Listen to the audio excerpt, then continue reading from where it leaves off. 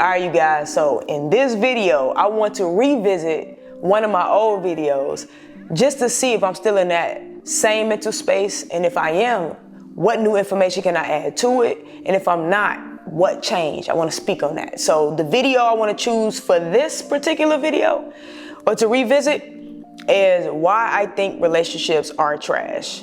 So let's tune in. What up, y'all?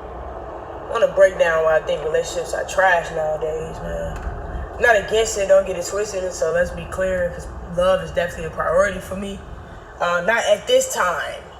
That's because I'm loving on myself to even know how to love somebody else, and plus I'm setting up a solid foundation. I don't want to struggle, man. I don't want to be in a relationship struggling. Of course, you know, I know people be gung-ho, don't side the bottom with me. I'm with that, don't ever get that twisted. But I know how I am when I'm struggling, and I'm not in my best at all, like as a being. And like I broke that down before, like everything is energy, including money. And that could put a strain on a situation, even if you're not with a gold digger. The reason why I think relationships are trash nowadays is because a lot of things are being done for the looks of it, and not from a solid foundation, and not from a place of love. Man, I'm gonna take. All right, so let's get to it. Do I still think relationships are trash? No, because I remove myself from a space where I'm judging what works for other people. Like I even made a statement saying that I feel like things are not being done from a place of love.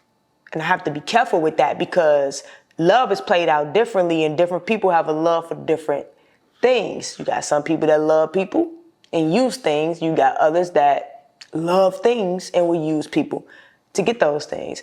So I cannot tell people what works for them, what helps their relationship thrive, what's important in a relationship for them. So I've removed myself from that space of, you know, putting the label trash on relationships. Different things work for different people. If it makes you happy, I'm ecstatic. Now let's go to what I personally think will help or make a relationship thrive, right?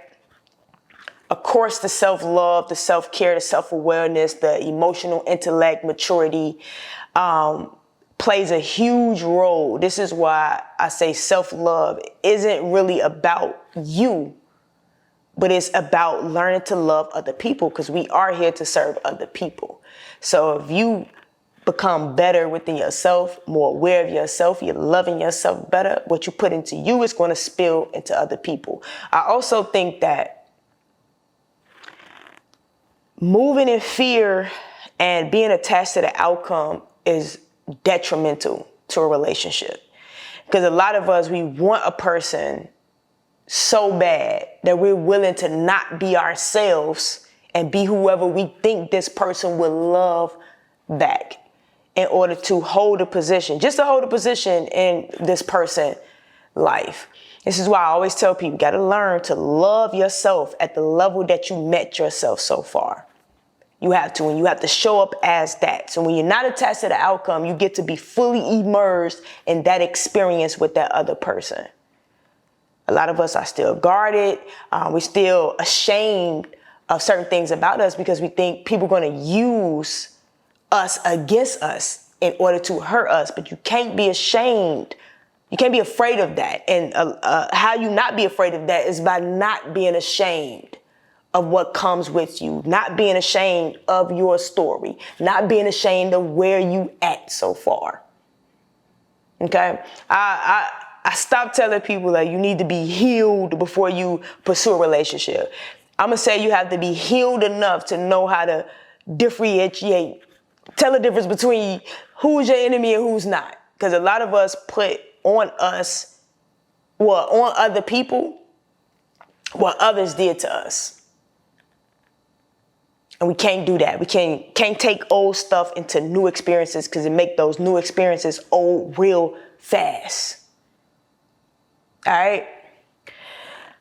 Now, not being yourself also robs the other person of an opportunity to love you for who you are, because you're not being who you are. And you never want to force a situation. So in order for me to see who's for me, I have to fully be me. So lay your cards out. Don't be afraid to do that. Trying to protect yourself from being hurt, because your protection could also be blocking a blessing. And you don't want to be half-assed into any situation, because you're going to get guaranteed half-assed in return. And you can't be mad at nobody but yourself. Okay?